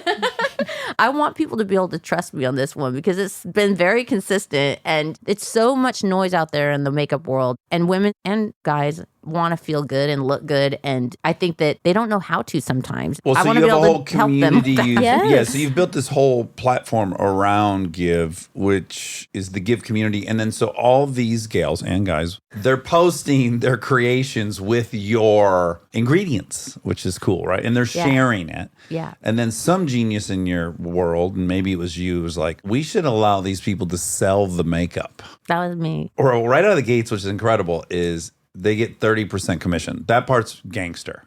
But it's not a pyramid scheme, right? They don't have to No. order a bunch of the No. product before they sell it. No, I thought this is a deal. So I have all these people that I've been having this love affair with for like 30 years, right? And we trust each other and they inspire me. I inspire them and we don't really know each other, but we know each other and it's crazy. But when you go from like going to the mailbox and getting a letter back in the day to like having access to people on your phone, Yeah. it's a completely different world. And I see them, they're already doing the work and they're not getting paid. They're my cheerleaders. And so I started thinking about this makeup line and this point in my life where this is a passion project. I don't have to be doing this right now. Dennis is like, Gwen Stefani, do not do it.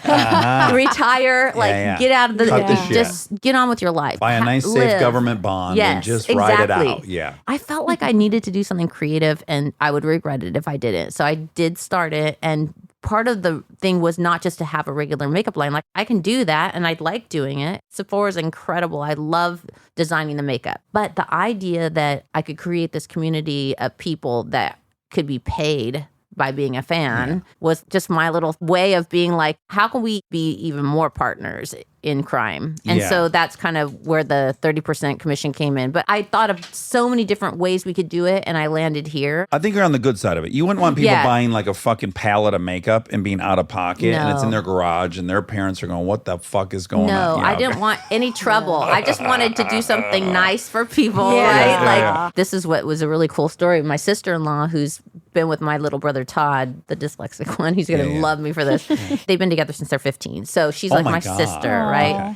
Anyways, she started being an ambassador, a giver, we call them. And she's like, oh my gosh, this is so crazy. You didn't tell me that I was going to have to like text people back in this community. But then she's like addicted to it and she's having so much fun. And she was so excited because she's so clever. She basically got a bridal shower gift. So she sold 20 lip glosses. And she's like, that's going to be my thing. I'm going to do showers. And so she got super excited and she's made $500. And she's like, I'm going to go get my laser on my hair. Well, it sounds like or whatever. It sounds like a good part of a pyramid scheme. The fun part is like joining a community. These things wouldn't work, multi-level marketing things, if they weren't appealing. So A, you join a community. B, you figure out your own hustle, which is fun. You have like a purpose. It's the buying a shitload of stuff from somebody that's in your garage going bad. So it just really, to me, has the fun part of it without that shitty part. None of that's involved. What do you think I could make? I don't Tell even me. know. You might actually be a good makeup artist. Are Probably you? not. Do you know Jeremy Renner is an incredible makeup artist? Do you know Jeremy Renner worked at a don't. mall and he made women feel really? incredible? He's like turning women's lives around with his artistry. It was the most adorable thing I ever heard. Honestly, this stuff can make people feel, I mean, I know what it makes me feel like, and we all need to feel good and confident, and I don't know, I love it. How do people go to the community? What is it, its own app or is it? Yeah, there's an app and you can go in there and then you sign up. You can go in there and you can post, you can talk to each other. I'm on there all the time posting, and then you just get paid instantly. As soon as you sell, it comes right to your phone. So it's like, Awesome. it's been really exciting. And there's a lot of people that I follow that have just been No Doubt fans or fans forever that I know by heart, because you start following people and you kind of get to know them. And then I watch them become givers and watch them have all of a sudden this new identity. It was just really fun to watch. It's just brand new. It's only come out like a month ago. So That's cool. So cool. My last question. I've had so much fun. You've Thank hung you. out with me socially a few times. We have a mutual friend, Robert. We've been up at Robert's house several times together. Oh, that Robert. I was like, which one is he? Robert Downey Jr. Iron Man. The second biggest grossing I was movie star thinking of all about time. it today. I was trying to remember which, because I also remember seeing you in a parking lot more recently. Yeah, where the fuck was that? You know where that Japanese restaurant Yen, right on Coldwater and Ventura? There we go. I think it was right there. Right by our friend the Hansons. Yeah. We were leaving the Hansons. We had parked, yes, in the Weird Valley thing illegally, and you were happening to be, yes, I remember this entirely. Yeah. But then also we've been up at Robert's house for a few kids' parties, birthday parties. So we've hung out socially. And I just wanted you to rate that. Did you find that did you think I'm a good hang off air? I think people are curious. I think that you were, but now I'm a super fan. Okay, No, look great. at that. Now I got to talk about myself in front of you this whole time. I'm a super fan. I'm glad that you give it. You said A+, I think is what you were Yeah, I saying. think she don't said remember- 100. I don't want to quote you directly. Okay, Gwen, this has been radical. On behalf of Erica, on behalf of Bree, you really have made so many girls feel And me. beautiful and Thank fun. you. Yeah, but you're right here to say Yeah, it. but you're talking. It's impossible not to wade into some personal stuff between Monica and I. It's always It's part of the fun. It's part of the fun. Yeah. I love it. We're always some evolution of our friendship is always unfolding in front of the guests. I feel like you were mad at me earlier because when I ran into you, you didn't want to talk. I was so nice to you. We were in the middle of our workout. Okay. You don't stop I a ran workout. I ran into Dax on a And workout me and my and best I got childhood scared. friend were on a walk. We try and keep our heart rate up. We go, hi. Oh my God, I love your car. It looks so sexy. You got a lot of stuff. Oh, okay. Yeah, I blew your ass up. But then we had to keep that heart rate up. Of course. So anyways, you're on the tail end of that How would you mix read up. that? With Got it. Gwen Stefani, Thank daughter you for of Dennis. being here. Most importantly, Dennis.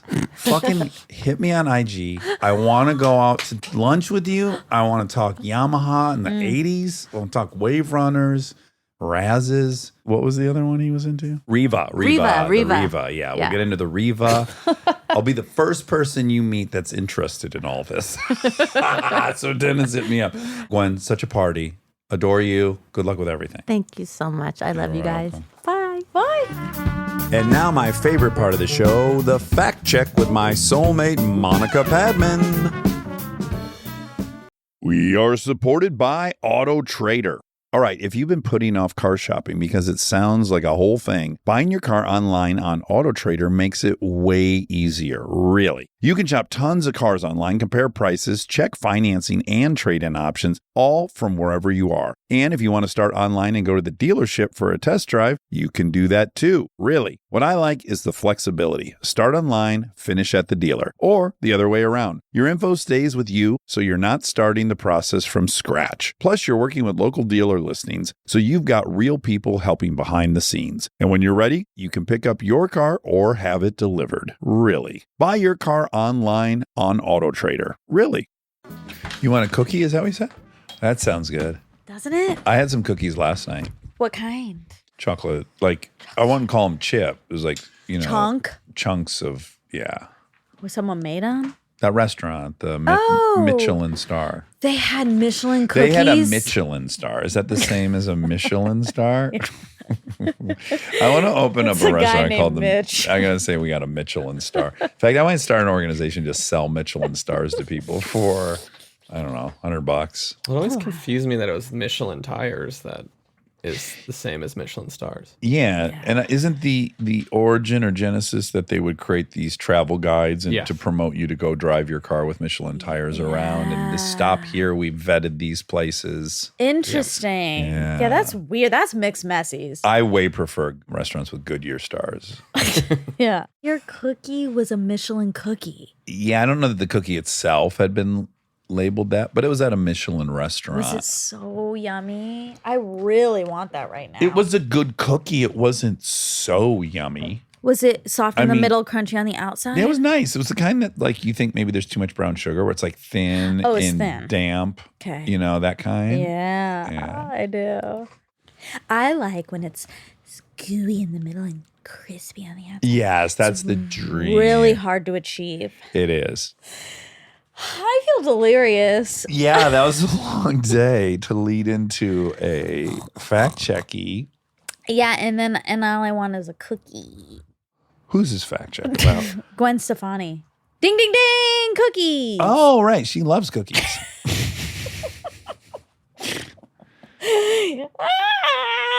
I feel like Delta right now. You do? Like you're on shrooms? Yeah, I do. I feel like I'm 5. You often look 5. Oh, this is Halloween. This is Halloween. Happy Halloween to you and your friends. Robots are welcome at this party. But please don't go in the bathtub because you'll rust. Oh, yeah, that's it's a warning. That's so cute. It's a hit new song by Devo. Robots are welcome at this party. We only ask that you do not go in the bathtub. Because you will become rusty nails. Rusty. I don't know, we need a chorus. I just liked it because you were looking out for the robot. Yeah, of course. It was sweet. I know the water looks inviting, but you are made of metal and you will seize up. Like me. Yeah, it's like the snowman in Frozen. He wants to go in the sunshine. He doesn't know better. You're right. We've just as old. This is a time. This is a wine. Tale as old as time. It's a tale as old as time. It also reminds you, conjures up the Tin Man wanting a heart. He wants to get in the tub like human boys do. Does he? I mean, that's what the Tin Man wanted to be human. He wanted a heart. He wanted a heart, but he didn't want to get in the tub. But that's what boys do. Well, if I had a heart, I could get. If I only had a brain. That's not him. That's the lion? No, he wanted courage. Wow. He wanted courage. It is Halloween. It is Halloween. Scarecrow. He's who wanted a brain. Oh, ding, ding, ding. Yeah, okay. It right. is Halloween. We're going to go on the hayride today. Yes. Are you going to tell the story of how you... Preparing my trailer? Yeah. No, you're laughing because it was so boring. And the idea that I would tell it all on here is what's making you laugh so hard. No. We were having a lunch. There was nothing else to talk about at lunch, so I just brought it up. I loved it. Okay, so my trailer, which we are probably in right now. Yes. Woohoo! has been sitting since its last voyage, which was to convey an off-road vehicle to some location. So the trailer's sitting in the corner of the thing. It's got a razor on it with a cover and a battery tender and all this bullshit. So first I got to get that off of there. First I got to wait all day because there's a cement mixer in my yard that prevents me from getting the truck up to the trailer. Yes. Finally get the truck hooked up. I get the razor off. I sweep out the trailer. Next order of business, the trailer has a railing that is about a foot off the deck of the trailer, but it has posts that keep up the railing. It's not solid. It's not a box. Right. And for the hayride, we need a box. The hay will just fall out the side of the trailer if I don't have a box. Yeah. What to do, Monica? You tricked me here. I am telling this boring story. My solution ended up being finding a TV box behind the house. Yeah. I cut all the cardboard into the right shapes. I bent it. I nailed it to the deck of the trailer, which thank God is wooden. Yeah. I created my whole box. Then I thought, well, that looks ugly. You can see cardboard from the outside. So then I painted the whole trailer Yes. so that the boxes would match the trailer. All that was a 4.5 hour endeavor. You're leaving to out. I prep. mean, I'm glad you're leaving. I'm glad you're leaving out, but you're There's leaving some out. stuff about hammers and I stuff. didn't have many of the tools I needed Yeah. because my bus has all my tools and it's in Texas. Yeah. And you had Carly's. Then I go to Carly's. Then I had to ride my electric bike to the hardware store to That's get right. staples. Yeah. Because I have an electric staple gun. Guess what? Didn't work. Staples weren't long enough to attach and adhere to the base. Okay, but it looks gorgeous. Well, and I it am looks passable. so- Let's be honest. No, it does look really Okay, okay. nice. And I ordered. Those arrived tomorrow. Okay. No, time. Now I'm They screwing arrived- up our reality. they arrived 6 days They ago. arrived 2 days ago. 8 strands of battery powered lights in orange that'll be flashing with Cute. other strands that have pumpkins, jack-o'-lanterns on them. So there's yet another round of work of stringing up all the lights so that it's flashing and blinking while the music plays. And that was another thing I left you out of. But I did spend a good hour and a half yesterday creating the playlist that'll play on the Fun. hayride. I'm grateful to you for spending so much time creating this really fun hayride that I'm on right now. Yeah. Whee! And I'm having so much fun. And I just had a seizure because of the lights, but it's worth it. It's so worth it. And you and I are both in spandex. Yeah. I'm in is it spandex or lycra? I'm in a pantyhose onesie as a cat right now. Yeah. Are you in a jump suit? Yeah, What are you I haven't in? decided if I'm wearing underwear or not in my suit. Well, they're kids. Well, I know, but could you see what's worse? I guess to see through and see penis would be the worst. Yeah. But if you saw MeUndies sticking Can you out. imagine if you were trick-or-treating with your you'd kill that person. If I saw a guy Yeah. in a see-through lycra outfit Yeah. with no undies on, you're right. You would hurt Okay, them. well, that's exactly why I'm currently on the hayride in underwear in my cat outfit that was handed to me. Right. That's what would happen. A guy would come up to me, "Hey, Buster, what are you thinking? There's kids around. Clean yourself up." And I go, "Sir, I had nothing to do with this. This was handed to me. I was assigned a costume by my children, and now I'm in it. Yeah, but And still. I'm sorry. Sorry, you can see my religion."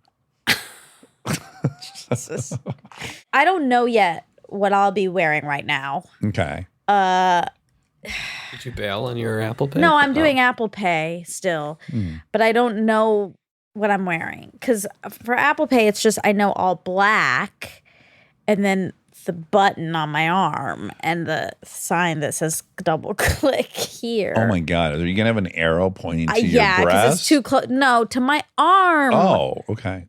Because you too could get in trouble if you're parading around the neighborhood with a sign that says double click here. I know. Some wife's going to come to me like, "Excuse me, temptress. We don't want singles in this neighborhood."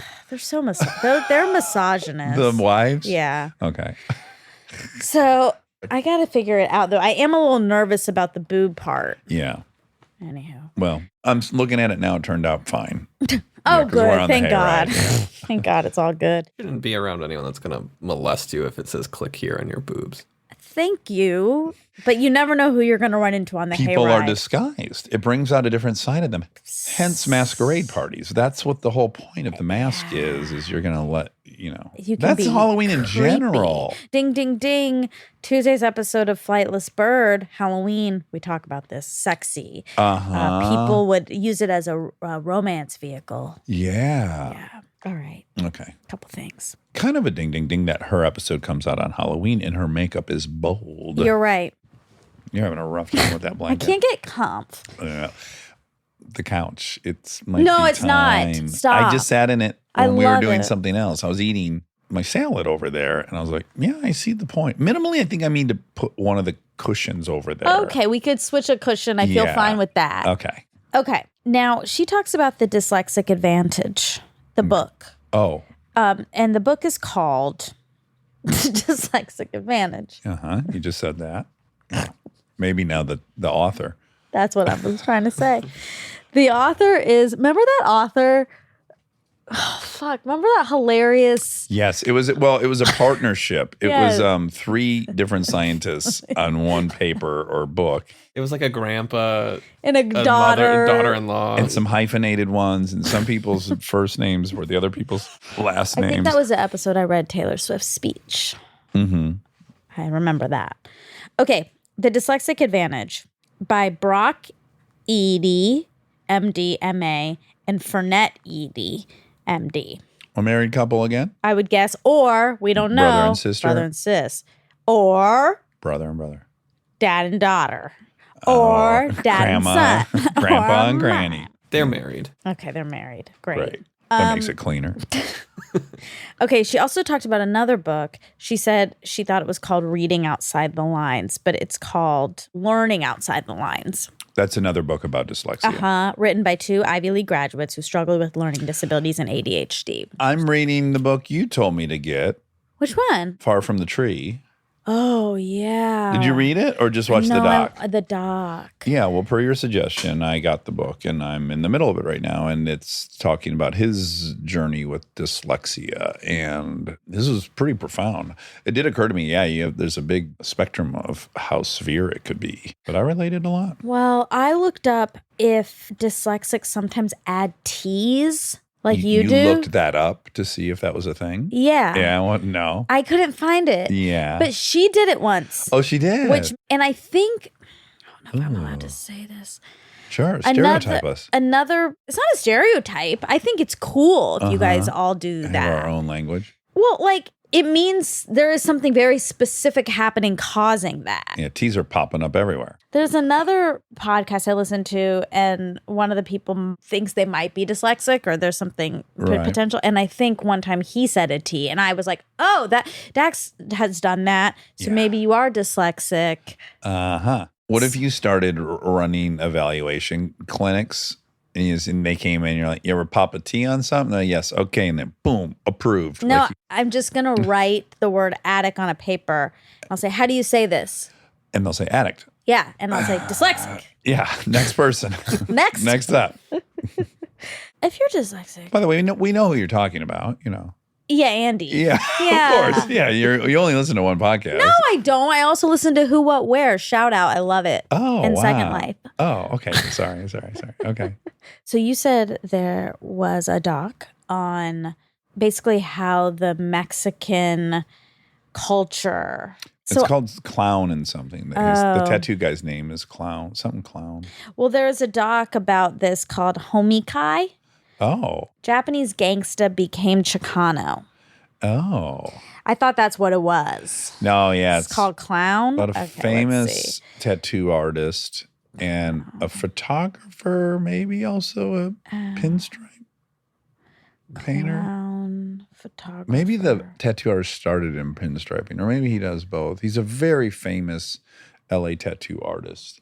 Something Clown. Mr. Cartoon. So type in Mr. Cartoon Doc. LA Originals. Okay. Mr. Cartoon and Esteban Oriol. So Clown has nothing to do with that title, but LA Originals? Well, Netflix is exploring the careers of influential tattoo artist Mr. Cartoon and photographer Esteban Oriol with the new LA Originals. Yep, that's the doc. And it shows the Great. kids in Japan that are... LA Originals doc.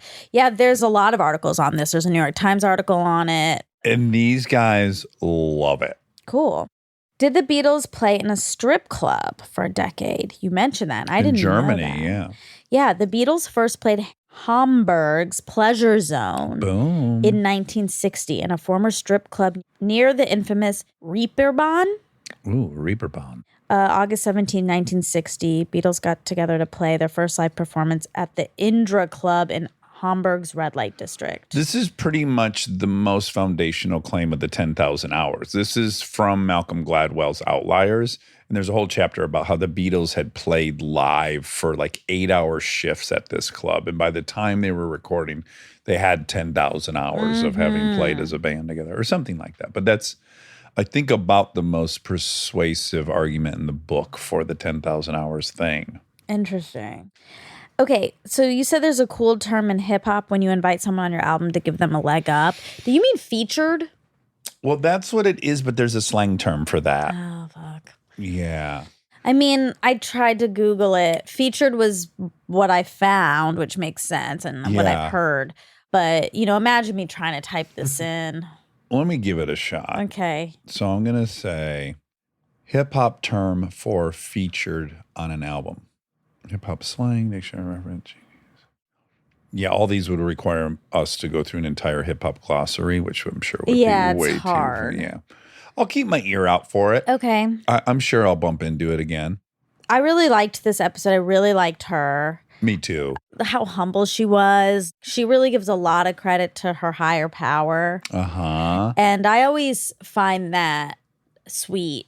You do. I do. But there's a humbleness that comes with that I think is kind of admirable. I admire the humility. Yeah. Big time. Yeah. But then, of course, there's another side of me that's like, well, no, that's you. That's you. So then I have another pull that's, well, no, it's you. And it's okay that it's you. Now, you could stay humble by saying, and I'm a product of these genetics and this upbringing, and that's why I can do it. But that to me is less sweet. That's why, yeah. And maybe it's just because I don't have that type of relationship with a higher God. power, so I can't do that. Like, if I'm proud of something that I've done, I do give myself credit for it. Yeah. And I do give I give people in my life credit for it, but I'm not like, oh, I'm just a vessel something's passing through. And I think that's like a beautiful way of looking at your life and your accomplishments. I don't have that. Yeah. I agree with you on all things you just said. Additionally, even if it's not God, it still is something passing through you. All these different things accumulate in this weird mix of genetics and all these different things. And then it does just erupt out of you. Yeah. And I think if you're humble, you can only claim so much ownership over that. Yeah, for sure. I just think what you're saying, and when I say that, it's a different thing than what she's doing. Like she is saying, I have nothing to do with this. Yeah. Yeah. And when I accomplish something, I don't say that. I mean, I do think there's an inordinate amount of luck, all of these things that have come together, my parent, all these things, that have allowed for all of this. But I don't think I am just a passenger on this ride. Yeah, And that God lucky put me. you on. I like it. I think my hesitation is it's just so happens that it's a lovely statement because she's prolific and inspired and creating. Yeah. But if it's true that God can work to make you that, then obviously it's true that God can make you nothing, or God can make you not inspired or not creative or not productive. So it scares me because if it can create the one thing, then it can create the opposite of it. Yeah. And then to me, that's just a huge excuse. Yeah. So it's like, I do think it's sweet. I agree with you when I hear her say that there's like this deep humility that's really sweet. And I'm it's something overthinking it, is what it is, as usual. I'm overthinking Because it. it's Halloween. Like if I believe in God and then I hear her and I know that what she's saying is true, and I'm like, well, why isn't God doing that for me? I don't think they're doing that. They're not. I don't think they are because Okay. they believe that God has a plan. A plan for them. Yeah. Yeah. I think us saying, why isn't this happening for me, is inherent in us not believing in God because we believe we have some more control. Agency. We make yeah. our destiny. Our destiny. Wow. Yeah. Happy Halloween. Happy Halloween, everyone. You look great in your suspenders outfit. I look great in mine. We're having such a fun time right now. I'm eating a Kit Kat right now, misophonia. I haven't decided yet if I'm eating candy. I'd prefer not to so that my skin isn't itchy and red and peely on Tuesday when we record. So I haven't decided if I'm Tomorrow make when a we deal with the record. devil. Yeah, tomorrow morning when we're recording. But then this is going to impact whether I get you the treat I was promising to get you. The fruit nut That's right. cranberry canberry. This is a robot party. Come on in, wipe your metal feet on the door. You may see a bathtub full of water. Do not get inside, it's not for you. You're not a boy, but you're welcome to party here anyways. Wait, you forgot the rust part, my favorite part. Is it fighting as the bathtub looks? You will become very rusty if you submerge yourself like a little boy, which you are not. But again, you're welcome to party all night. Wipe your metal feet at the door. It took you getting delirious before you could enjoy one of my songs. I'm going to mark this. In my game plan, strategy notes, I'm going to be like, okay, there is a moment I can slide these in. Wait, I love the idea of a little... Wait, you're doing it again. Can I come to your party? God.